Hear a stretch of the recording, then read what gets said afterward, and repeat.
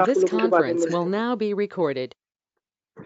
So guys, today's session is about Kaizen, the 5S Kaizen TQM। ये topic वैसे तो TQM का है, टोटल क्वालिटी मैनेजमेंट का। टोटल क्वालिटी मैनेजमेंट के अंदर आता है, बट ये एंटरप्रेन्योर का भी एक मेन टॉपिक बनता है, बिकॉज एक एंटरप्रेन्योर जो है वो ऑर्गेनाइजर होता है ना।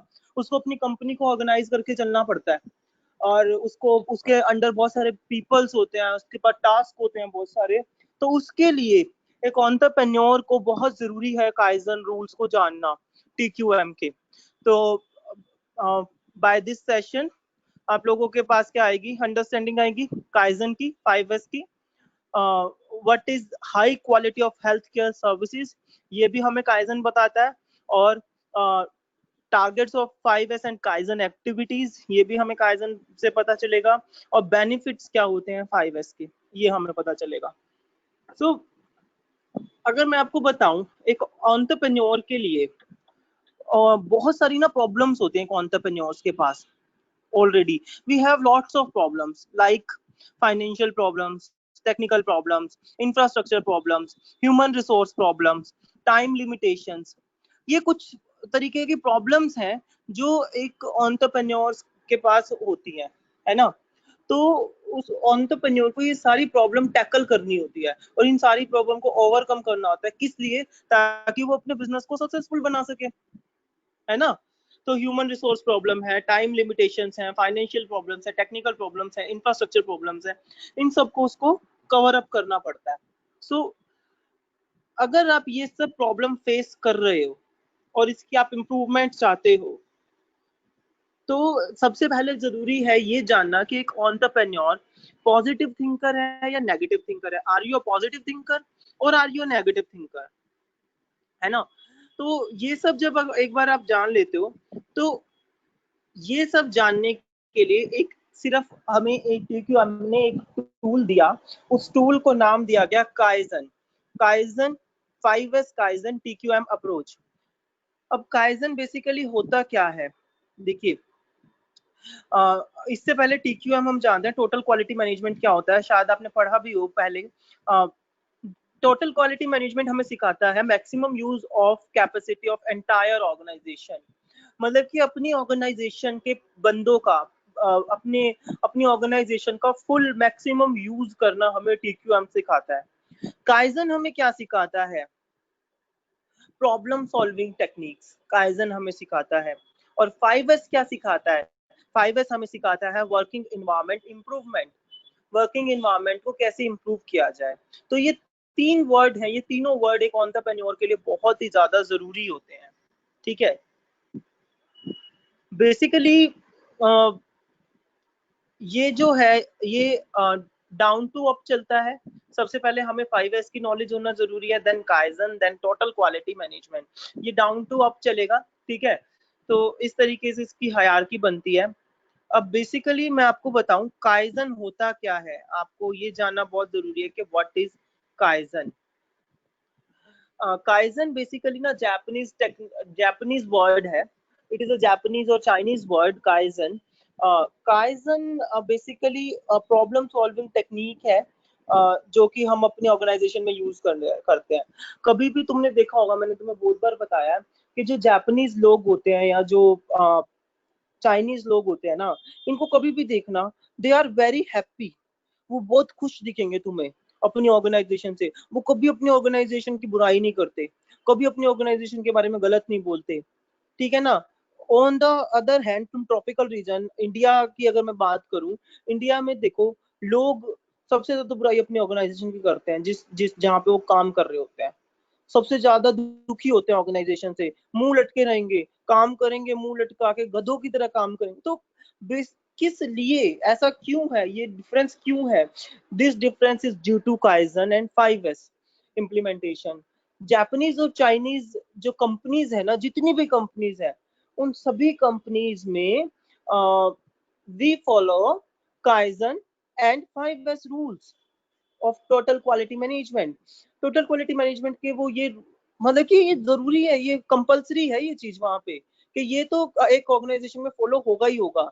जिसके कारण के क्या होता है, एक वर्किंग एनवायरनमेंट बड़ा हैप्पी और हेल्दी बनता है, जिसके कारण सबके चेहरे पे खुशी रहती है।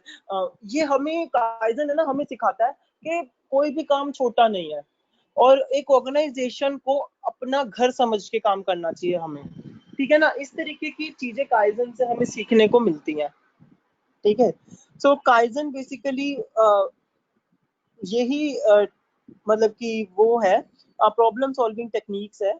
और बेसिकली काइजन हमें, अगर मैं सिंपल वर्ड में तुम्हें बताऊं ना क्या सिखाता है, काइजन हमें बताता है the target is your work. जो तुम्हारा टारगेट है ना, वो ही तुम्हारा कर्म है और कुछ भी नहीं है। तो काइजन हमें ये सिखाता है, ठीक है। अब मैं आपको बताता हूँ what kaizen can do. Kaizen क्या कर सकता है? काइजन बेसिकली क्या करता है, kaizen find root cause of problem and solutions. Kaizen है ना प्रॉब्लम के सॉल्यूशन देता है और उनका रूट कॉज ढूंढता है, ठीक है। लाइक एक ऑर्गेनाइजेशन सही क्यों नहीं चल रहा, एक ऑर्गेनाइजेशन सही सिर्फ उनके एम्प्लॉयज के कारण नहीं चल पाता। अगर एम्प्लॉयज आपके अच्छे, वर्किंग एनवायरनमेंट अच्छा है, तो ऑर्गेनाइजेशन बहुत अच्छा चलता है। तो वो जो प्रॉब्लम्स हैं जिसके कारण एम्प्लॉयज के बीच में नहीं बनती, ये काइजन हमें बताता है। और काइजन क्या करता है, it improves all kind of fringe benefits. जितने भी एक कंपनी फ्रिंज बेनिफिट्स देती है, फ्रिंज बेनिफिट्स क्या होते हैं, वो अलाउंसेस जो सैलरी से अलग मिलते हैं एक एम्प्लॉय को, जैसे कि मेडिकल सर्विसेज, हाउस सर्विसेज, है ना, एकोमोडेशन सर्विसेज। तो ये सब जो होते हैं, these are comes under fringe benefits. तो फ्रिंज बेनिफिट्स को भी काइजन इम्प्रूव करके चलता है, क्वालिटी सर्विस को इम्प्रूव करता है, ठीक है, हमारी टीम वर्क को स्ट्रेंथन करता है। ये तो है काइजन। अब काइजन के अंदर है ना आते हैं 5S, ठीक है। काइजन के अंदर बेसिकली आते हैं 5S।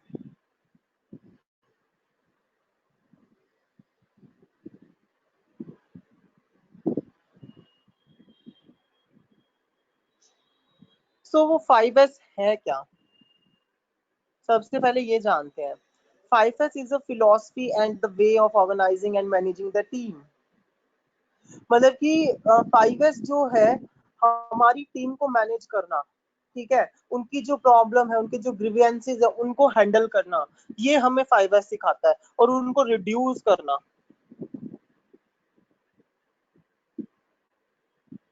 ठीक है, उनको रिड्यूस करना, ये हमें 5S सिखाता है। सो आपने पहले कभी सुना 5S? 5S कौन कौन से होते हैं?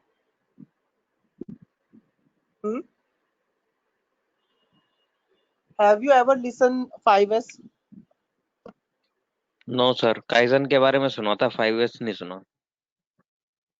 नो ओके, काइजन के अंदर ही 5S आते हैं हमारे। ये 5S भी ना हमारे जापानीज टर्म्स हैं बेसिकली। इनके नाम भी अगर तुम देखोगे ना, जापानीज टर्म्स के ऊपर ही हैं इनके नाम भी,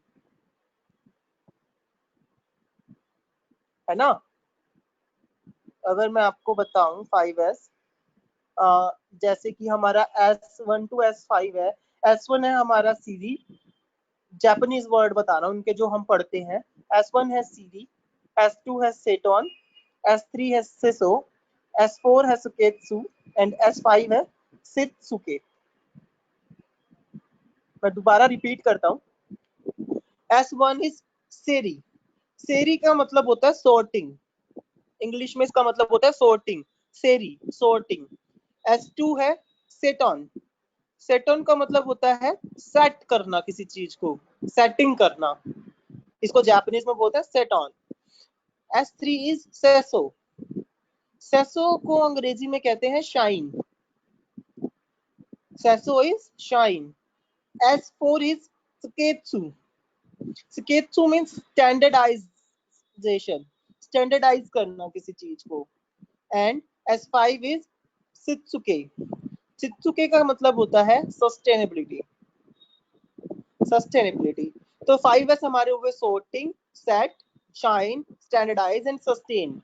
और ओरिजिनल जो जापानीज वर्ड्स हैं इनके वो हैं सेरी, सेटॉन, सेसो, सुकेत्सु एंड सित्सुके। एक बार रिपीट करोगे आप लोग? S1 is Seri, S2 is Seton, S3 is Seso, S4 is Saketsu, and S5 is Sitsuke.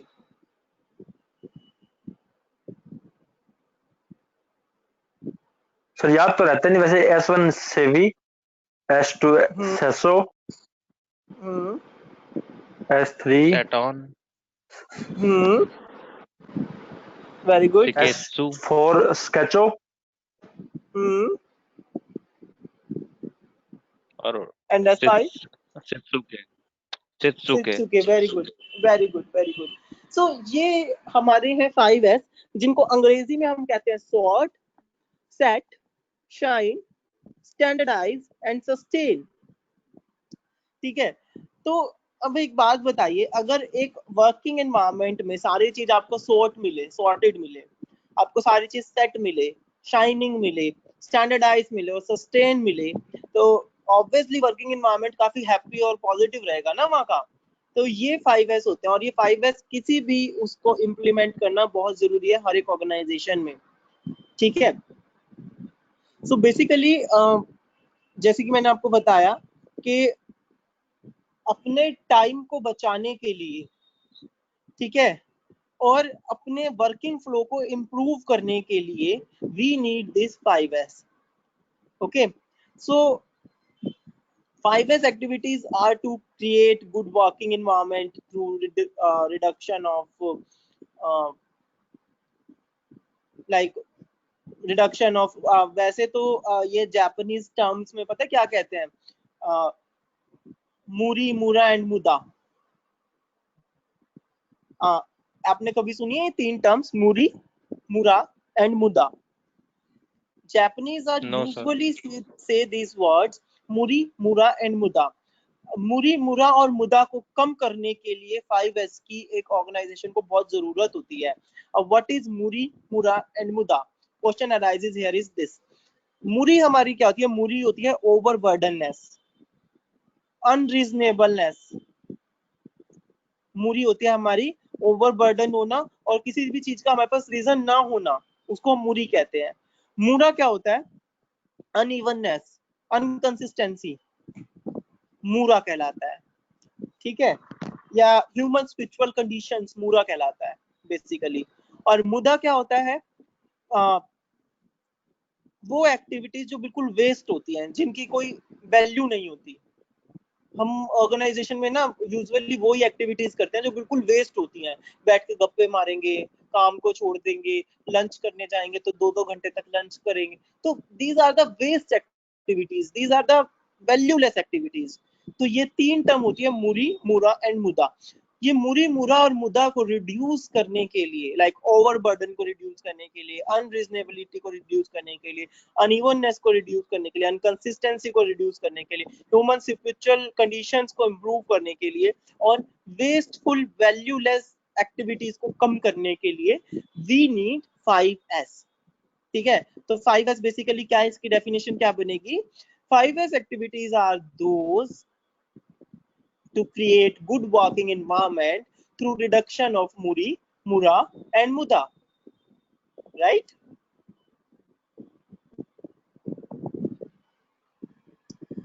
So this is 5S। 5S जैसे मैंने आपको बताया, सेरी, सेतोन, सेसो, सुकेत्सु एंड सित्सुके, ये होते हैं 5S हमारे। अब थोड़ा सा अगर मैं आपको हिस्ट्री के बारे में बताऊं इसकी, तो ये सारी स्टोरीज में ही सुनने को आती है, मतलब कि मैंने भी स्टोरीज ही सुनी है, तो वही मैं आपको बता देता हूँ। ऐसा माना जाता है कि जो 5S है, 5S का कंसेप्ट है, जो वर्ड है, ये 1980s में मैन्युफैक्चरिंग सेक्टर, जापान का जो मैन्युफैक्चरिंग सेक्टर था, Toyota production system, TPS, Toyota का नाम सुना है ना आप सभी ने? तो वो टोयोटा वालों ने जापान में 1980s में ये मैन्युफैक्चरिंग सेक्टर बनाया था टोयोटा का, वहां पे इन्होंने 5S का इम्प्लीमेंटेशन किया, ये ऐसी मान्यता है। ठीक है, तो TPS के अंदर उन्होंने ये 5S को सेट किया, लेकिन ये तो थी मैन्युफैक्चरिंग इंडस्ट्री में, बट सर्विस इंडस्ट्री में 5S हमारा 1990s में शुरू हुआ। ओके, तो ये था इसका छोटा सा थोड़ा सा बैकग्राउंड। और एक हमारे टर्म है national demonstration projects. National demonstration projects जो होती है एनडीपीज, एनडीपीज जो है टीक्यूएम की अप्रोच है ये एक तरीके की। तो लेटर ऑन 2000 से 2004 में टीक्यूएम के अंडर एनडीपी ने कंडक्ट किया जापान में। 2000 और 2004 में NDP was conducted in Japan, this TQM system, और उसके अंदर उन्होंने 5S को डाल दिया। ठीक है, तो इस तरीके से इसका चलन शुरू हुआ। मतलब कि ऐसा मान्यता है कि 1980s से शुरू है हमारे बीच में मैन्युफैक्चरिंग इंडस्ट्री में, 1990s में सर्विस इंडस्ट्री में आया, और उसके बाद ये हमारा टोटल क्वालिटी मैनेजमेंट बन गया। ठीक है, अब nowadays it is followed by all the industries, every sector, every organization, small ventures, entrepreneurs, everyone follow the 5S Kaizen. Okay, so basically अब क्वेश्चन मेरे दिमाग में ये आ रहा है कि 5S करता क्या है। हम बोल रहे हैं कि ये मुरी मुरा मुदा को कम करता है, ठीक है, बट बेसिक कैरेक्टरिस्टिक्स क्या है 5S के? 5S के बेसिक कैरेक्टरिस्टिक्स हैं team work improvement through everyone participation. Team work को इम्प्रूव करता है और हर एक को पार्टिसिपेट करने का मौका देता है 5S। ठीक है, 5S एबनॉर्मेलिटीज को आइडेंटिफाई करता है। लाइक अगर हमारे पास 10 जनों का स्टाफ है तो 10 में से एक स्टाफ को कोई प्रॉब्लम है, मतलब कि, और उसी को ही वो प्रॉब्लम बार बार हो रही है, तो इट मींस एबनॉर्मेलिटीज उस स्टाफ में है, तो 5S से हम उसको आइडेंटिफाई कर सकते हैं। ये मैंने आपको डेफिनेशन में बताया कि it identify the waste and reduce the waste. ये वेस्ट को आइडेंटिफाई करता है और उसको भी रिड्यूस करता है।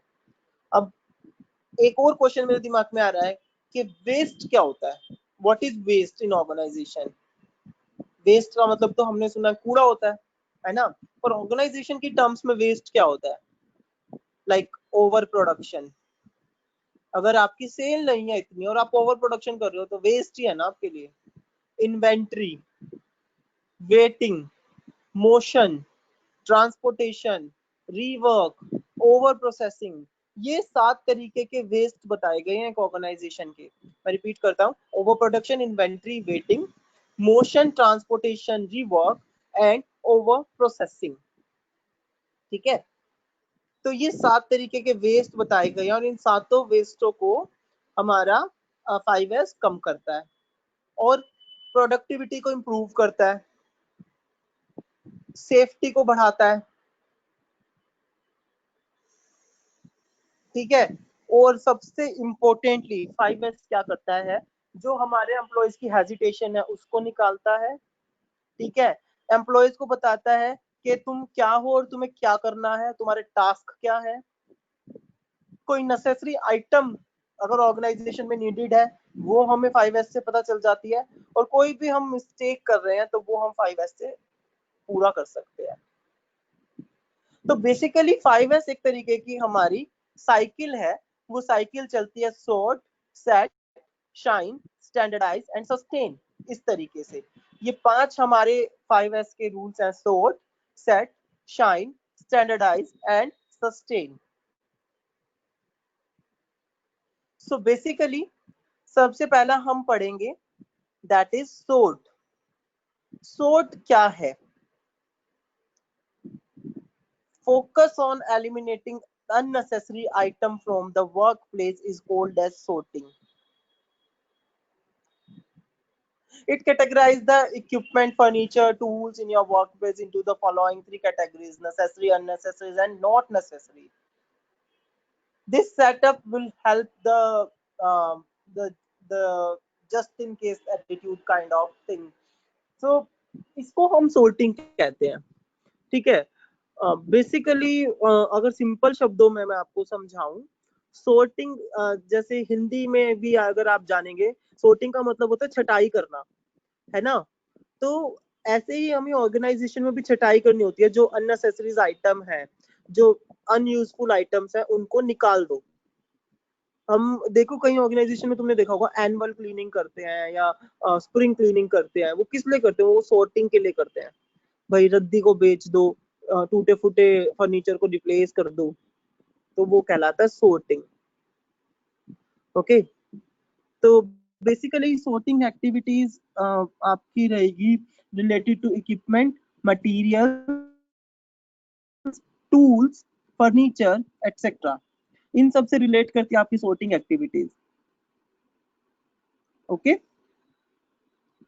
बेसिकली सॉर्टिंग करते वक्त एक ऑर्गेनाइजेशन में पता है हम क्या करते हैं? हम है ना टैगिंग कर देते हैं कि रेड टैग कर दिया। तो रेड टैग का मतलब है कि these items are waste, this need to be stored in store room।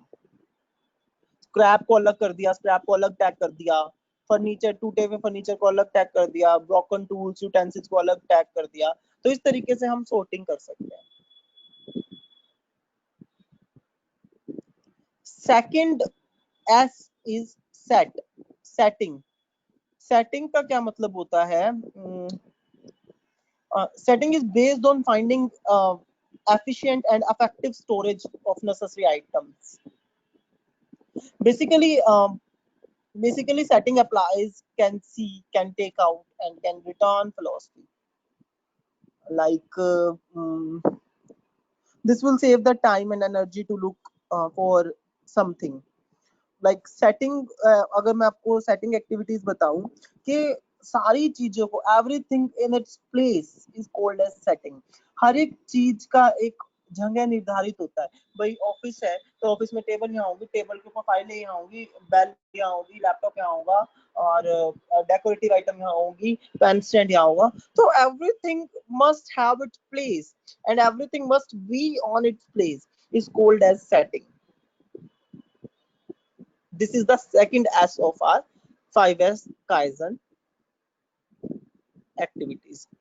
तो setting basically setting activities क्या होंगी? जैसे कि we need to consider workflow and arrange the items accordingly। ठीक है, ये होंगी हमारी सेटिंग। और अपने को-वर्कर्स के साथ एक तालमेल बना के रखना, ठीक है? और उनकी जगह, उनकी जो जगह है उस मटेरियल को इधर-उधर ना करना या इधर-उधर ना फेंकना, या आपने जो चीज जहां से उठाई है वहीं पे रखना, ये सब सेटिंग एक्टिविटीज कहलाती हैं। ठीक है, so this is the second S of our 5S। Like आप खुद सोचो कि अगर सेटिंग ना हो ऑफिस में, तो क्या आपको सामान मिल जाएगा जगह पे? और वो एक फाइल ढूंढने के लिए आप कम से कम अपना कितना टाइम वेस्ट कर दोगे? और वहीं दूसरे हाथ पे अगर आपके ऑफिस में सेटिंग हुई हुई है, तो आपको 2 मिनट में, 1 सेकंड में आपको आपकी फाइल मिल जाएगी, है ना? तो कितना फर्क पड़ता है ये 5S को इम्प्लीमेंट करते हैं तो हम, कि अगर हमने सेटिंग नहीं की हुई तो हमें पहले एनर्जी और टाइम लगाना पड़ेगा चीजों को ढूंढने के लिए, और तब जाके हम अपना काम शुरू करेंगे। वहीं पे सेटिंग हुई हुई है तो हमें सब कुछ अपनी जगह पे मिलेगा, प्लेस पे मिलेगा, और हम उन्हें यूज कर लेंगे।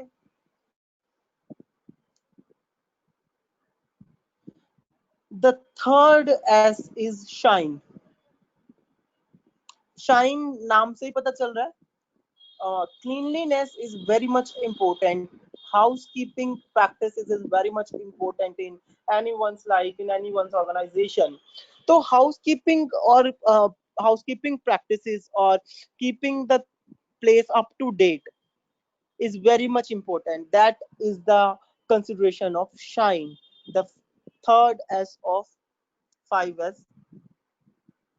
Like cleaning up all the area, cleaning up, like shine हमें बताता है कि how much housekeepers are important to the organization, अगर एक ऑर्गेनाइजेशन में हाउस कीपिंग स्टाफ नहीं है, आपके पास झाड़ू पोछे वाले नहीं है, आपके पास साफ सफाई वाले नहीं है, तो क्या आप वहां पे बैठ के काम कर पाओगे? नहीं कर पाओगे, है ना? तो हाउस कीपर्स बहुत ज्यादा जरूरी है एक ऑर्गेनाइजेशन के लिए। They are very much important, they are too much important part of the organisation. तो हमें उन्हें भी उतनी ही इज्जत और उतना ही सम्मान बख्शना चाहिए जितना कि हम अपने एम्प्लॉयज को बख्शते हैं। यूजुअली उनको बैक हीरोज की तरह हम काउंट करते हैं। No, they are the real heroes. अगर आपको डेली आपकी चीजें टाइम पे नहीं मिलेंगी, आपको टाइम पे चाय पानी नहीं मिलेगा, तो फिर आप काम ही नहीं कर पाओगे ना। तो हाउस कीपर्स इतने जरूरी होते हैं। तो that is the main focus of shine. The fourth S of Kaizen is standardize. Standardize क्या होता है? स्टैंडर्डाइज का मतलब होता है जो हमने अब तक 3 S पढ़े। कौन कौन से S हमने पढ़े अब तक?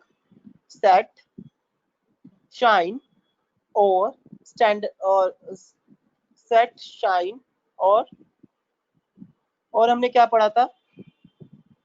सेट, शाइन एंड सोट। या ये जो 3 S हमने पढ़े, इन तीनों S को बरकरार रखना, मेंटेन रखना कहलाता है स्टैंडर्डाइज। कि हमने अपना स्टैंडर्ड मेंटेन किया हुआ, हम इससे बाहर नहीं करते जाते। तो वो उन तीनों एस को पूरा इंप्लीमेंट करना, डेली बेसिस पे फॉलो करना is called as standardise. Maintaining an environment where S1 to S3 are implemented in the same manner throughout the organization is called as standardization.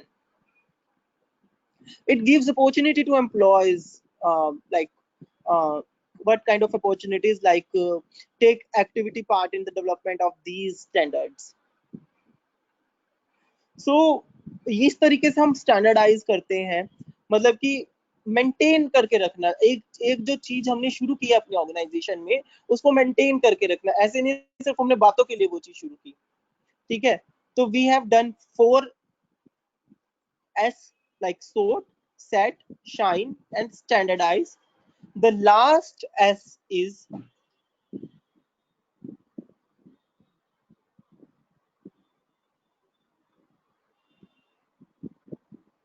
the last S here is sustain. Sustain क्या होता है? Sustain का मतलब होता है, like Hindi में अगर आप जानेंगे, सस्टेन का मतलब होता है कि किसी चीज को बरकरार रखना। That is called as sustain. Maintaining of 1 to 4S through discipline, commitment and empowerment is called as sustain. Like maintaining of sort, set, shine, standardize through the discipline and commitment is called as sustain. It focuses on the defining a new mindset and a standard in a workplace. ये sustain जो है नए mindset को जन्म देता है और अपने हमारी ऑर्गेनाइजेशन के स्टैंडर्ड को मेंटेन करने में मददगार रहता है, ठीक है? लाइक सस्टेन एक्टिविटीज क्या क्या रहेंगी अगर मैं आपको बताऊं? सस्टेन एक्टिविटीज रहेंगी, आप मुझे एक बात कॉमन अपने आप से लगा के देखिए। आप लोग खुद बोलते हैं ना, एज बीइंग एंटरप्रेन्योर स्टूडेंट, कि we need a change in education. Sir we need a change. आप लोग खुद कहते हैं ना ये बात। क्यों? Because you get bored. आप बोर हो अगर चेंज नहीं आ रहा तो। You need to do the activities, है ना? तो ऐसे ही ऑर्गेनाइजेशन में अगर चेंज ही नहीं करेंगे तो पीपल गेट बोर्ड। इसलिए सस्टेनेबिलिटी की जरूरत होती है, ठीक है? We need to develop a mechanism to make staff excited and motivated, ठीक है? तो इसलिए सस्टेनेबिलिटी की जरूरत होती है। और अगर हम सस्टेनेबिलिटी ला रहे हैं ना, ठीक है, तो क्या होगा? इंप्रूवमेंट होगी, फॉल बैक्स को प्रिवेंट कर पाएंगे हम, और फर्दर इंप्रूवमेंट और भी इंप्रूवमेंट कर पाएंगे, ठीक है? तो ये सस्टेनेबिलिटी की एक्टिविटीज कहलाती हैं। और सस्टेनेबिलिटी की अगर मैं एक्टिविटीज की बात करूं, मतलब कि sustainability always help in progress. Like अब मैं बताऊं, कोविड के कारण सस्टेनेबिलिटी आई हुई है हर एक ऑर्गेनाइजेशन में। आप देखोगे, आप कोई भी ऑर्गेनाइजेशन उठा लो, हॉस्पिटैलिटी उठा लो, आप टूरिज्म उठा लो, आप एंटरप्रेन्योरशिप उठा लो, आप कोई भी ऑर्गेनाइजेशन उठा लो, सब में सस्टेनेबिलिटी आई हुई है। अब वो सस्टेनेबिलिटी क्या है, कोविड के कारण अब वो प्रोग्रेस में आएगी। नहीं तो लोग चेंज नहीं कर रहे थे, बोर पड़े थे, अपनी ऑर्गेनाइजेशन में कोई चेंज नहीं कर रहा था, जो जैसे चल रही है। बट अब कोविड ने स्टॉप दिया, उसके कारण सस्टेनेबिलिटी आई, और सस्टेनेबिलिटी हमेशा क्या करती है, प्रोग्रेस को जन्म देती है। तो अब लोग प्रोग्रेस की तरफ सोच रहे हैं कि कैसे नई चीजें लाएं, लोगों को अट्रैक्ट करें और अपने बिजनेस को दोबारा शुरू करें, राइट।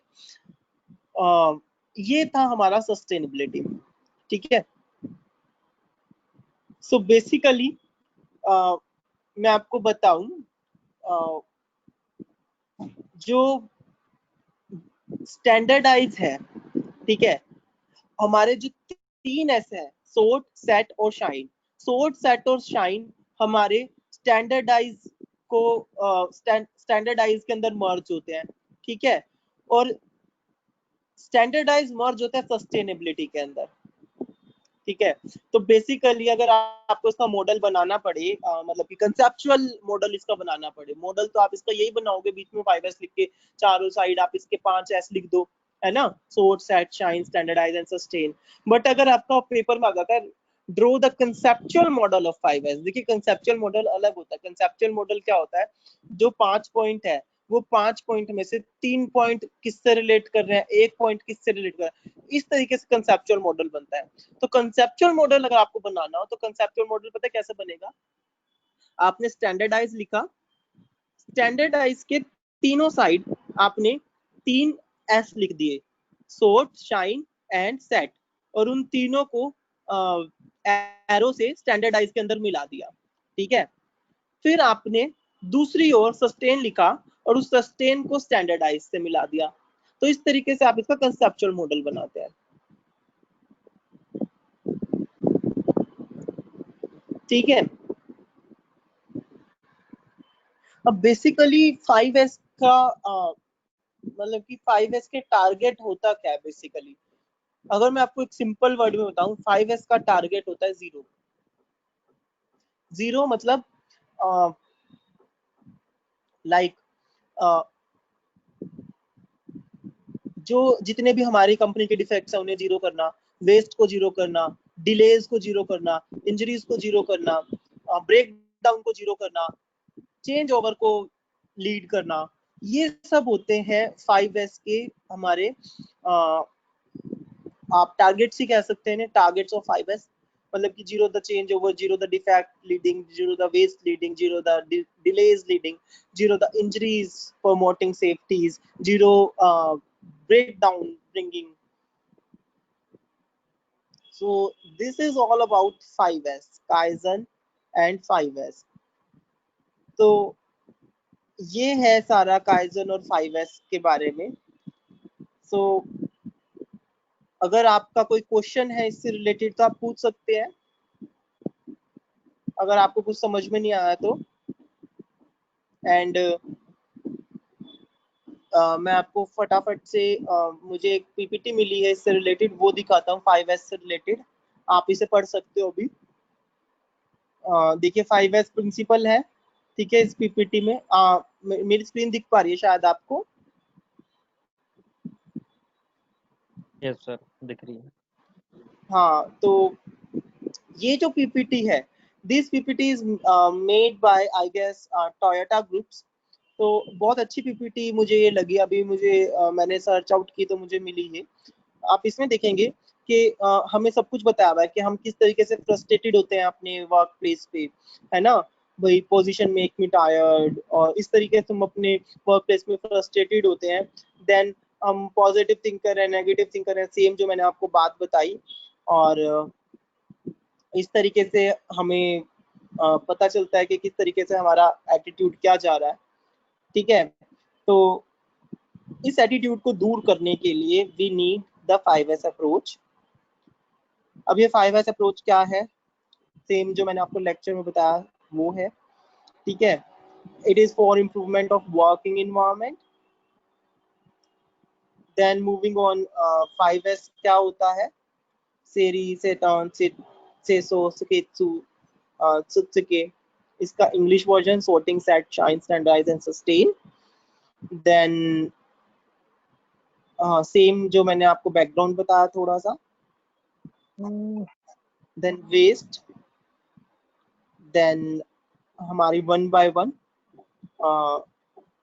ये लाइक सबसे पहले हम sorting करेंगे. तो sorting हमारी क्या है? लाइक अगर आपने sort किया हुआ है, देखो पहली पिक्चर में दिखा रहे हैं, इसमें देखोगे आप फर्स्ट पिक्चर में दिखाया गया है कि देखो ये बिना sort का सामान पड़ा है, ऐसे ही है ना. लेकिन अगर अब आपको आइडेंटिफाई करने में कितनी तकलीफ हो रही है, लेकिन अगर आप सोर्ट कर देते हैं तो आपको इजीली सामान मिलेगा. आपको कार्टून्स की जगह पे कार्टून्स मिलेंगे, प्लास्टिक की जगह प्लास्टिक और वुड की जगह पे वुड. ठीक है.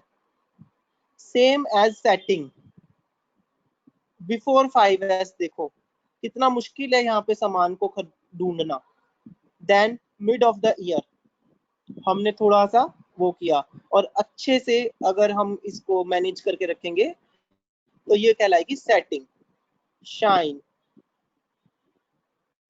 ये देखिए housekeeping is very much important. अगर हाउस कीपिंग नहीं होगी तो